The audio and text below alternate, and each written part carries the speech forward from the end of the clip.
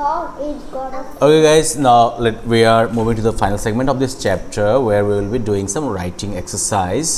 यहाँ पर जो है आपको एक कहानी बनानी है. इसके लिए जो नीचे पिक्चर्स दिए हुए हैं इनकी मदद लेनी है. साथ साथ बॉक्स में जो क्लूज भी दिए हुए हैं तो इनकी भी मदद हम ले सकते हैं. So well, how are we going to write this story? Let me try helping you with that, just a little help.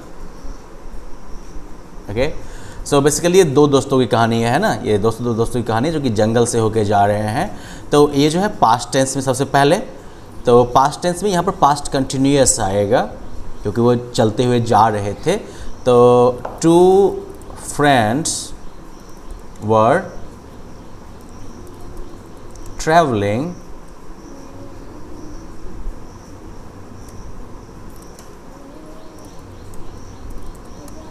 Through the forest. Okay, अब क्या होता है? Okay, suddenly chased by bear. Bear उनके पीछे पड़ जाता है.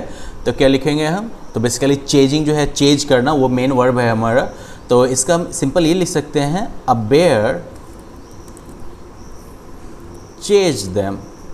Right, एक बेयर ने उनका पीछा किया. चेज मतलब पीछा करना, पास्ट टेंस हो गया chased. A bear chased them. One friend hastily, hastily मतलब जल्दी जल्दी में, क्लाइम्ड अ ट्री. एक दोस्त जो था वो तेजी में पेड़ पे चढ़ गया. The other friend could not climb. Can का पास्ट हो जाता है कुड, तो could not climb. He simply lied down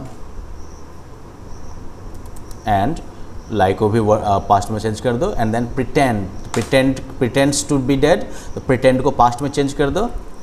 pretended मतलब नाटक करना. pretended to be dead. Right, दूसरा दोस्त जो है वो नीचे लेट जाता है, लेट गया और मरने का नाटक किया. The bear smelled him. Bear उसको सूंघता है. The bear thought that the man was dead. Bear ने सोचा कि वो आदमी जो है वो मरा हुआ था. It, देखो, जो इंसान के अलावा जब किसी दूसरे के लिए आप प्रोनाउन का यूज करते हैं तो इट का यूज होता है. ठीक है, ही का यूज पुरुषों के लिए, शी का यूज महिलाओं के लिए, और उसके इंसान के अलावा जो भी चीज़ें, चाहे जानवर हो या फिर मशीन हो, कुछ भी हो, उसके लिए हम इट का यूज करते हैं. तो इट, यहाँ पर बेयर के लिए भी क्या प्रोनाउन यूज होगा? इट का यूज होगा. Oh, where did the story disappear?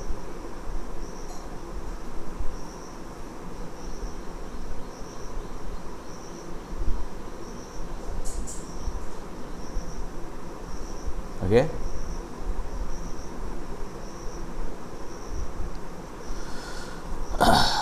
it went away. Bear ने उसे सूंघ के जो है ये समझ लिया कि ये जो है मर गया है, तो इसलिए वो चला गया है. The friend on the tree climbed down. पेड़ पे चढ़ने का हो गया, क्लाइंब अप, उतर रहा है तो, sorry, one mistake.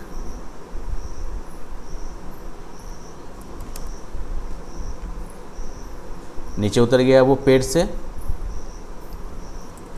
He asked his friend. अब देखो, जब भी आप किसी से कुछ पूछते हो ना, तो लिखते वक्त अगर आपने जो उससे पूछा अगर ठीक उसको वैसा ही बताना है, तो इसके लिए हम जो है ये काम करते हैं कि जो भी ही आस्क्ड हिज फ्रेंड, जैसे मैंने लिख दिया, उसके बाद कॉमा दे दो और फिर कोटेशन मार्क दे दो. इसे कोटेशन मार्क कहते हैं. और जो भी उसने कहा वो पूछ सकते हो. Okay, what did the bear tell you? Bear ने तुमसे क्या कहा? The friend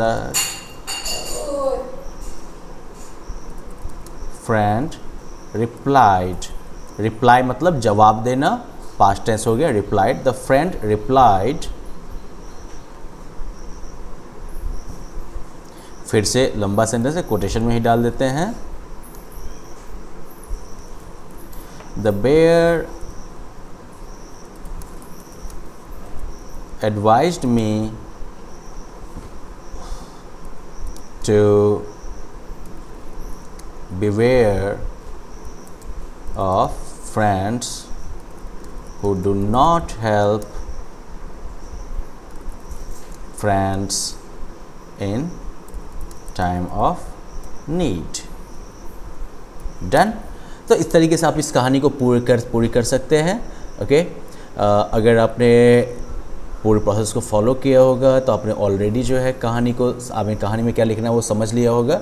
one thing that you have to definitely keep in mind is that the sentences or sorry the you know like the sentences should be constantly in past tense. okay, story पूरी की पूरी जो है वो past tense में होनी है, तो आप इस चीज़ को मेंटेन करिएगा। और इसमें जो वर्ब्स यूज हुए हैं उनका पास्ट फॉर्म तो मैंने ऑलरेडी बता दिया है आपको, तो आप जो है इन वर्ब्स के पास्ट फॉर्म को भी याद कर लीजिएगा। Okay, well then, have fun, bye bye.